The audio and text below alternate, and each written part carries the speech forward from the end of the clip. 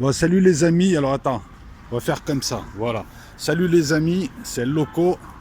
On démarre de mon quartier et on va aller à l'IHU Marseille. Je tourne le téléphone ensuite pour vous montrer le paysage. On va aller à l'IHU Marseille, on va faire une petite visite et puis ensuite on remontera, enfin je remonterai chez moi, hein, vous resterez comme ça. Et on fera un live, tout simplement. Donc une vidéo IHU pour parler un peu de ce reconfinement et je te laisse découvrir. Voilà, tu vois pas ma ganache. Voilà, donc ça, là, c'est eux qui me cherchent, là c'est mon quartier. Ah, mon quartier, regarde. Voilà. Pareil que c'est plein d'islamistes dans mon quartier. Peut-être le type là-bas, peut-être, ou le type là-bas. Voilà, donc on va aller à l'IHU. L'IHU c'est à côté de la Timone. Et je regarde, ouais c'est bon. L'IHU est à côté de la Timone. L'IHU c'est l'Institut Méditerranée, un institut hospitalier qui s'occupe notamment, ils ont une page qui s'occupe notamment, et je m'excuse pour mes approximations, j'ai pas pris le temps de bien consulter avant d'aller faire la vidéo, mais qui s'occupe notamment de maladies infectieuses. C'est l'endroit, plus trivialement parlant, c'est la pizzeria au professeur Raoult, quoi. Ouais, ici, quand tu es dans le milieu médical, hein, en général, ton bureau, c'est un bar, une pizzeria, un garage, voilà. Donc, on va y aller tranquille en descendant le boulevard Sankoukaï, officiellement appelé boulevard Sakakini. Vous voyez, on a... Vous avez vu la densité? Je rappelle à certains que, hormis l'hypercentre, qui est même pas dense, hein, par rapport à d'autres villes, hein. Je veux dire, c'est beaucoup plus dense à Place Grenette, par exemple à Grenoble un samedi, et pourtant que le centre, c'est-à-dire Vieux-Port jusqu'au dock sud, ouais, c'est ça à peu près. Et c'est une ville qui compte 860 000 personnes. Beaucoup de gens quittent la ville pour différentes raisons, et beaucoup de gens arrivent en ville. Ça, c'est le boulodrome. Ah, j'adore les films de boules. Regarde. Il faudra tourner un film de boules ici. Ah, c'est un boulodrome, je suis boulomane. Film de boules. Non, c'est toujours plein ici. Aujourd'hui, c'est vide, mais c'est toujours plein habituellement. Donc, il paraît que c'est sale. Regarde, il paraît que la ville, elle est sale. Et c'est pour les bouffons qui sortent pas de chez eux, ça. Ça, c'est typiquement français, ça. Pour les nouveaux arrivants ou les mal comprenants, lorsqu'on parle de français, je suis français. Hein. Si pour toi, je suis pas français, c'est malheureux pour toi, hein, tu te ferais une raison. Voilà, donc il faut arrêter le faux patriotisme à 2 balles. Et je réitère encore ce que je dis. Nous sommes dans un pays où beaucoup de gens, il ne faut pas se sentir concerné, il y a une minorité de braves, où beaucoup de gens jouent les guerriers, passent son temps à parler d'eux, mais il y a beaucoup de lopettes. Et les lopettes, ils peuvent s'appeler Hamid. Hein. Hamid, il est français, ou il peut s'appeler Farid aussi. Voilà. Donc, mais il faut arrêter de jouer les guerriers. Les guerriers, ils font la guerre. Et les parleurs, ils parlent. Et pour l'instant, jusqu'à preuve du contraire, il n'y a aucun guerrier. Moi y compris, hein. Moi non plus. Hein. Je suis une lopette, hein. J'ai pas fait de guerre. Voilà. Donc là, on s'approche un petit peu. T'as vu comme je meuble encore, j'ai gardé la main. Là, c'est Carsat, là. C'est l'immeuble bizarre, là. Je te jure, énergétiquement, le soir, cet immeuble, il est chelou. Voilà. Alors, c'est ça, du con. Donc, je disais, c'est typiquement français. Des gens qui sortent pas de leur patelin et qui parlent des autres. Et c'est bien, ça nous arrange. Une ville de 860 000 habitants, avec beaucoup de gens qui partent. Pourquoi ça part? Pour plusieurs raisons. Parce que c'est une grande ville. C'est une ville du Sud. Ça bouge beaucoup. Tu as des gens qui partent pour un boulot. Tu as des gens qui partent, mais qui habitent juste à la sortie ou dans la région, parce que c'est une très belle région, parce qu'ils achètent un pavillon pour leurs gosses, parce qu'ils préfèrent voir leurs gosses s'épanouir dans une petite ville à côté. Et il y a beaucoup d'arrivées de gens qui ne sont pas marseillais. Donc moi, quand j'étais venu, il y a 13 ans, la ville était en dessous du million. Là, tu as le boulevard La Chave, boulevard Chavez. Voilà. C'est sale ou pas? Si, c'est sale, mais c'est une poubelle. Là. Voilà. Bon, on va arriver vers l'IHU. Où est-ce que vous êtes? Où est-ce que vous êtes? Où est-ce que vous êtes?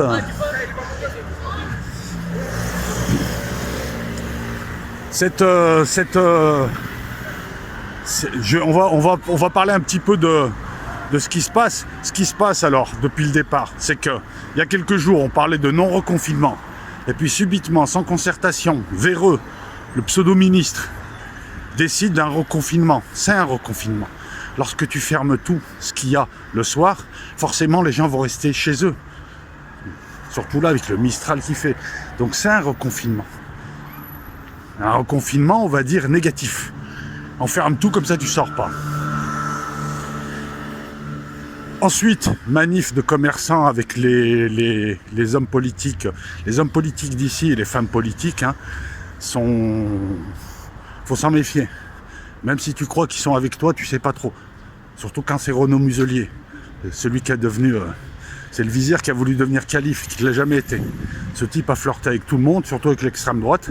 Et la vraie, je parle pas de FN. Il a flirté avec le FN, mais il a flirté avec l'extrême droite. Il est capable de tout. Donc Véran voit une fronde de commerçants, population qui commence à en avoir marre, mais qui n'en pense pas moins.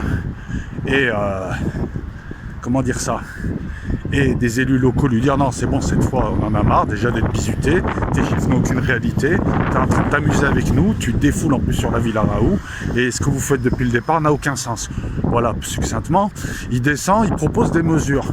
Alors écoute, c'est simple, les bars et les hôtels, les bars, hôtels, restaurants vont fermer. Ces gens-là font tourner une économie. Non mais rigole pas. Ces gens-là déjà c'est les vrais travailleurs de la France. Les commerçants, les gens tu sais qui sont là quoi. Et ceux de 6h du matin aussi. Voilà.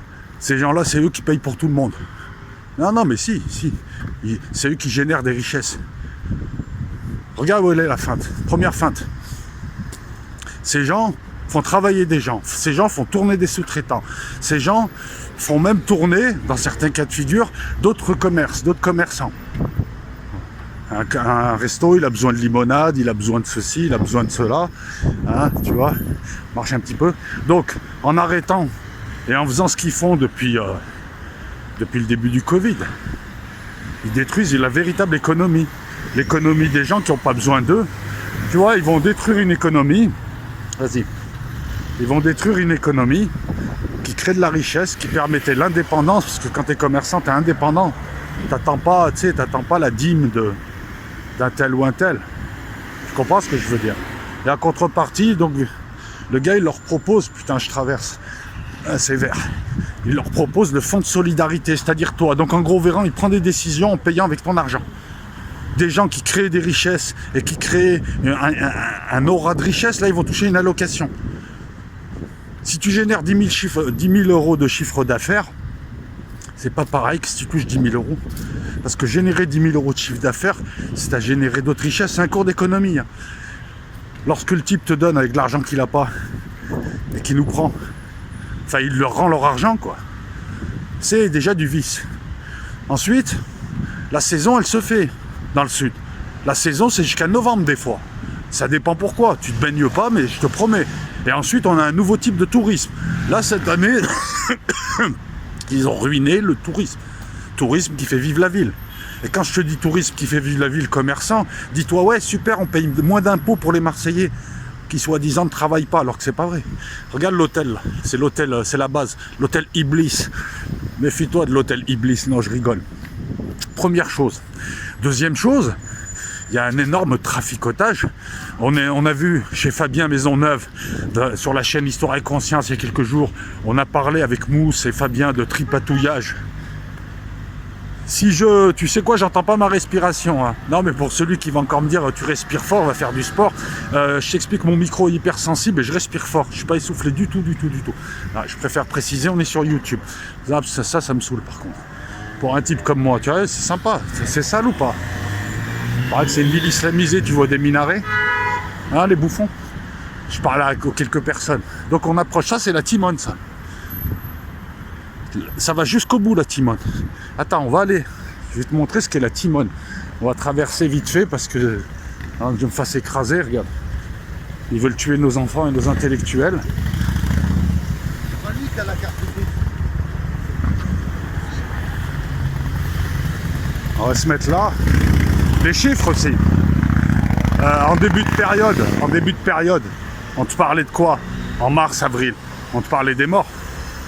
C'est pour te faire paniquer. Aujourd'hui, regarde. Et hier, je regarde le point. 16 000 nouveaux cas en un jour. 16 000 nouveaux cas de quoi? Dépistage. D'accord? Pourquoi est-ce que tu parles plus des morts? Parce qu'il n'y en a plus. Alors je remettrai les chiffres tout à l'heure, mais depuis le début de l'année, sur Marseille, il y a moins de 250 morts. Et on est dans une ville où il y a beaucoup de personnes âgées.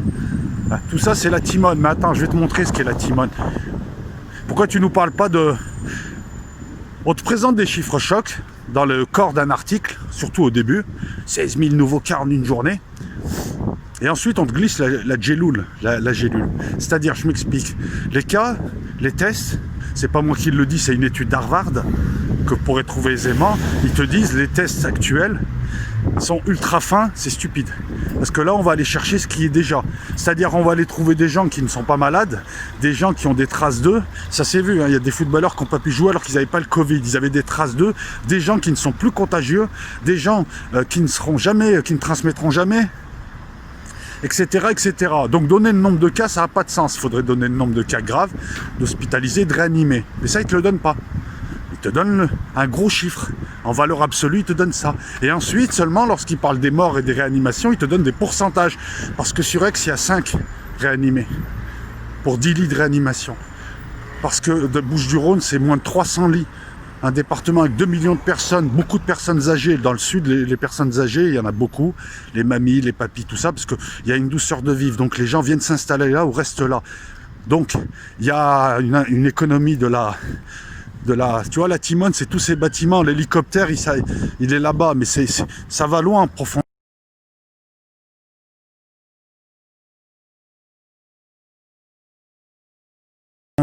Il y a 6 000 personnes qui travaillent à la timone, 6 000 qui travaillent. Dans les Bouches-du-Rhône, il y a 300 lits de réa. Alors que ça fait quand même des mois là qu'on a le Covid. Donc quand ils te disent que la situation elle est désastreuse, c'est complètement faux. Il y a 73 réanimations. Et ça, c'est des chiffres qu'on te donne. Moi, j'ai vu 73, j'ai vu 113, j'ai vu... Mais il n'y a rien.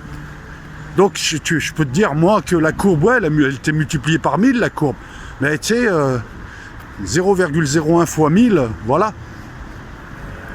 Donc, il y a un tripatouillage là-dessus. C'est-à-dire, on te donne tout ce qui pourrait t'inquiéter pour te dire c'est là. Troisièmement, pour une ville qui a vu arriver des vacanciers, je trouve quand même que c'est pas remonté de beaucoup, vu la promiscuité qu'on a pu constater. Au contraire, Marseille a bien tenu, parce que vu comme les gens se mélangent et s'entassent, il y a des millions, il y a des millions de gens, vu comme les gens... Ça, c'est le boulevard, boulevard Mon Cul, ou je sais pas quoi. Non, mais je le connais en plus, attends. Là-bas, il y a la Conception, et au bout, il y a Place Castellane. C'est le boulevard... Ah, ça va me revenir. Voilà la Timone, hôpital de la Timone. Et là, l'IHU. Il est là, l'IHU. Je sais pas si tu vois. Alors, la Timone, avec les vieilles structures. La tente, je sais pas ce qu'elle fait, cette tente. Je crois que c'est un truc, je sais pas. Voilà, tu vas voir. Là, on n'a pas fait le tour. Il fait un quartier, c'est-à-dire que c'est énorme. Il fait un quartier. Ça, c'est l'IHU où les gens viennent. Donc, ils te donnent des gros chiffres.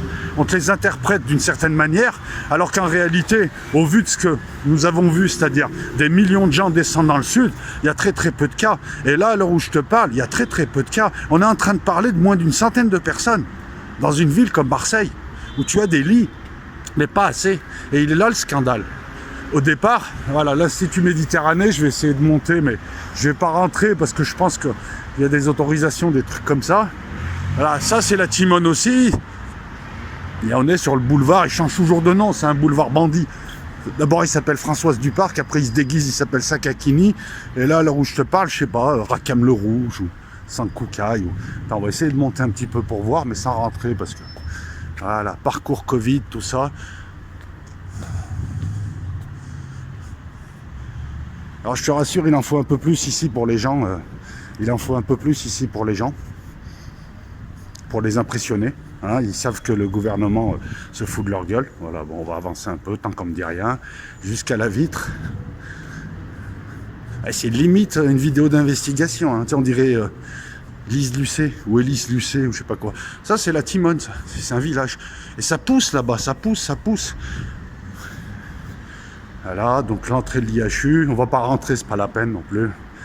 Voilà, l'entrée de l'IHU. C'est vide. Alors je vais pas faire du Évrard, c'est vide, il y a de bonnes raisons. C'est que les gens maintenant ont compris. Et puis bon, c'est vide aussi parce que il fait froid, il y a Enfin, si tu veux, les malades, ils sont là où ils doivent être. Si c'est en réanimation ou en isolement, tu les verras pas. Donc, ne pas se baser juste sur cette image. Voilà, Gis mortem, aere perennius, Horatius, Veranus, Charlatanus. C'est marqué en latin, c'est pas moi. Tu es à l'IHU. On va poursuivre un peu vers la fac de médecine. Ce bloc, depuis tout à l'heure, et il est, nous avons vu la largeur, la longueur est équivalente. Donc, ce bloc, c'est la Timone. Et c'est pas le plus grand hôpital. Ici, tu as l'hôpital Nord. Alors, par où je peux passer? Par là. Tu as l'hôpital Nord aussi. Là, c'est du... Alors, attends, autant la Timone, c'est du 4000 et l'hôpital Nord, c'est du 6000. Je parle en employé. Voilà. Là, c'est le porte-hélicoptère. Tu sais, c'est l'hélico qui te réveille toutes les nuits. Hein, parce que moi, je suis pas loin, vol d'oiseau. Ce que je voulais te dire... Je reprends, j'ai pas de texte. Donc, il joue sur ça. Il joue sur le peu de lit. Écoute, c'est simple. Agnès Buzyn te dit, oui, mais en janvier, je savais que c'était une pandémie. Pourquoi t'as interdit l'hydroxy? Pourquoi le premier geste que tu as fait, c'est d'interdire l'hydroxy? Ensuite, vous nous avez demandé de nous contaminer. On s'est contaminé. Vous nous l'avez reproché, vous nous avez confinés en disant, nous n'avons pas les moyens de lutter pour l'instant. Confinez-vous pour éviter que le virus... Je reprends leur terme, mais je te la fais vite. On va faire en sorte de s'équiper. Pour l'instant, on va bloquer la circulation du virus. On vous confine. Voilà. Dès le début, il aurait fallu faire dépister, isoler, traiter. Où est l'argent, Macron? Voilà, je suis toujours à la Timone. Hein. Ça, c'est la structure fac de médecine et autres. Fac de médecine, pharmacie, odontologie.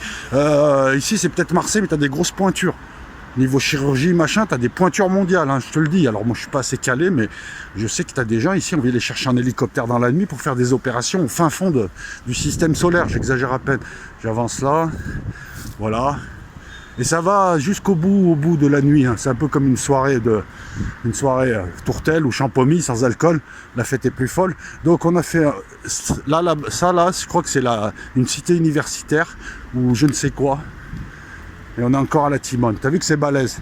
T'as l'hôpital Nord, c'est pareil. C'est une sorte de forteresse à la Montmirail. Tu vois ça de loin. Ils sont 6000.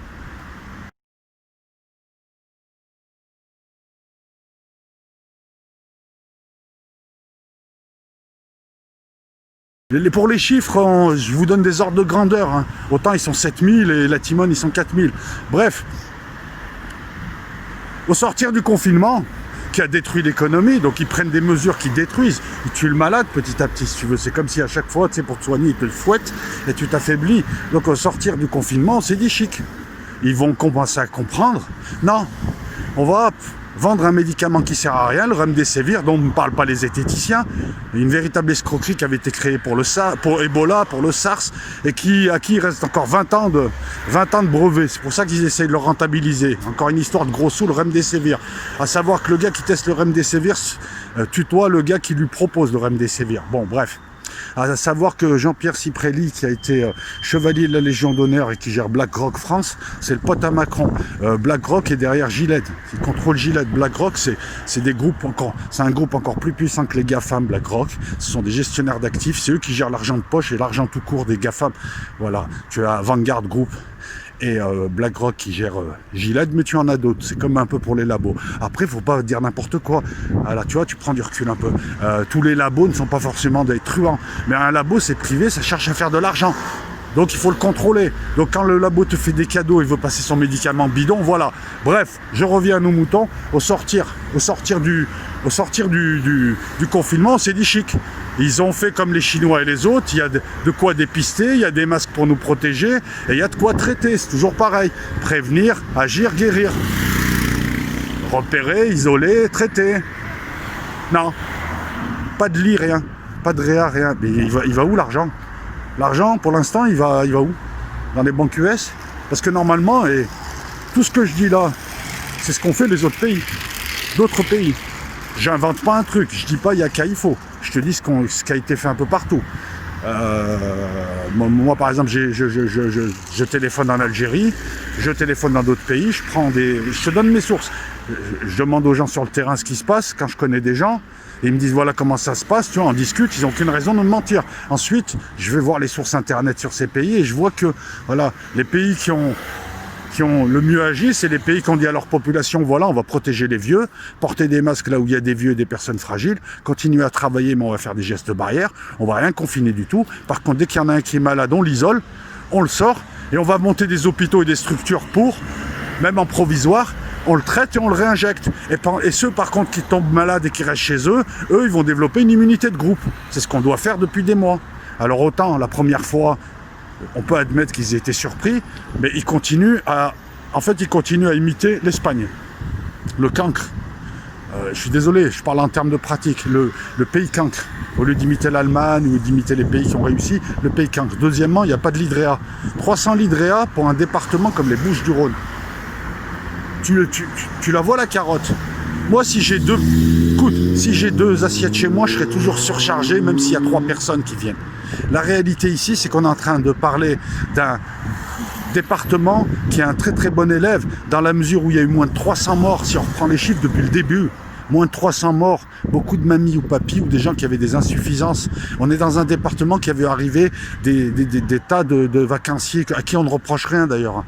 Je m'exprime mal des fois, mais on leur reproche rien. On leur a demandé d'aller tous s'entasser ici. Ils se sont entassés ici, on est devenu super écarlate. C'est Véran qui gère le truc. Pourquoi tu ne les as pas limités à leur département? Et malgré ça, on a des chiffres très très faibles. En valeur absolue, tu sais quoi? La période là dont on parle, après confinement, il y a eu 37 morts. On parle de 37 morts. On parle de très peu de lits. Et ce qu'ils disent pas aussi, c'est que les lits en réa, ils sont saturés par d'autres trucs. Et carotte sur la carotte, donc ils vont se servir des grippes saisonnières qu'ils vont mélanger pour encore accentuer l'impression de terreur. Alors, moi, ce que je vois, c'est que des personnalités, et même des gens qui ne sont pas spécialement des dissidents, résistants, rebelles, commencent à se rendre compte de ce que fait le gouvernement, c'est-à-dire une gestion à la petite semaine volontaire, de l'amateurisme qui fait des morts, de l'affolement et de la psychose. Et ils nous psychosent parce qu'ils doivent faire avancer un calendrier dont ils ne sont pas les maîtres. Calendrier où on va te vendre d'abord un médoc, ensuite on va te fourguer un vaccin. Je vous rappelle qu'il vaut mieux prendre le vaccin russe, parce qu'au moins les Russes gèrent leur vaccinologie, parce que c'est quelque chose de stratégique. Nous on achète à des anglo-saxons et à des fermes privées ce qu'on va injecter dans le corps de la population. Alors qu'on peut le faire, encore une fois, une filière stratégique qu'on devrait maîtriser. Ce que font les Russes. Ils travaillent peut-être avec des labos privés, mais ces labos privés, ils sont sous contrôle russe. Bref, et les Chinois, c'est pareil. Donc eux, ils veulent faire passer le Remdesivir, le vaccin, ils veulent détruire l'économie réelle, ils veulent te mettre des chaînes, et ensuite l'étape d'après, c'est l'alcove, Netflix, ton petit revenu universel, ton petit shit, ton petit Prozac, ton petit pinard, ton petit ce que tu veux, et voilà. Ils ont leur dictature sanitaire avec des moutons en ville. Ça se fait sur 10 ans, 15 ans, 20 ans. Au pire, ils vont te sortir une guerre pour te choquer. Alors les amis, je remonte un peu. Je suis content, il n'y a pas le Mistral vient de tomber. Vous voyez, ça c'est la façade. La lune là-bas, ça c'est la façade. Ça se poursuit là-bas. Et ce que tu vois en largeur depuis le départ et qui part là-bas, je te promets qu'en longueur, c'est pareil. Donc ça, c'est un seul hôpital. Moi, ce que je ne comprends pas, c'est qu'il est très très facile d'appeler les médecins militaires, de prendre des appareils de réanimation, de les poser, de créer des hôpitaux provisoires, quitte ensuite, lorsque le pic baisse, de revendre ces appareils ou de les louer à d'autres pays. La question de l'argent est réglée. Beaucoup de pays qui n'ont pas les moyens ont réussi à faire ça et ont limité le nombre de morts. Nous, on en est un gouvernement de criminels, de psychopathes, qui, lui, essaye de se servir de ça pour faire passer. Voilà, il est temps d'arrêter de décortiquer aussi ce qu'ils disent ou ce qu'ils disent pas, ces gens-là. C'est des tueurs qui vont te tuer. Il a le flingue dans la main et il te sourit en disant non, je vais t'aider. T'en as encore à te demander ce qu'il te veut. Tant qu'il n'y a pas de... Alors aujourd'hui, je ne sais pas trop ce qui s'est passé, j'ai eu affaire, on en parlera plus tard, ce que je veux dire c'est que j'ai pas assez de recul, mais s'il n'y a pas de grève générale et de gens dans les rues, voilà. Voilà, bon, live tout à l'heure et... comment dire ça? Live tout à l'heure. Je pense que là on a tout dit, donc encore une fois, voilà un instrument, on voit par A plus B, qui sont en train de nous raconter des conneries. Il suffit de lire les chiffres. Le pic du truc, il est en train de baisser en plus. Donc pourquoi il prend des mesures maintenant? Le pic est en train de baisser depuis quelques jours. On te parle de 1 mort de temps en temps là. 37 morts sur la période là. Et ils nous ont mis un super écarlate. Et ils te disent pas, ils te les donnent pas ces chiffres, faut aller les chercher. Non, ils te disent 16 000 nouveaux cas dépistés en France en 24 heures. Et en Chine, 5 000 morts. Regarde, t'as vu la feinte? Je t'ai pris un chiffre bidon pour la Chine. T'as vu? 16 000 nouveaux cas dépistés en France, 25 000 cas, 250 000 cas aux USA, alors qu'ils sont 300 millions, 5 000 morts en Chine. Tu les mets ensemble, tu démarres l'article comme ça y est, ça panique. Ah ouais, c'est une technique. C'est une technique. Bon, allez. Ouais, on va remonter, allez. Allez, à tout à l'heure, ciao.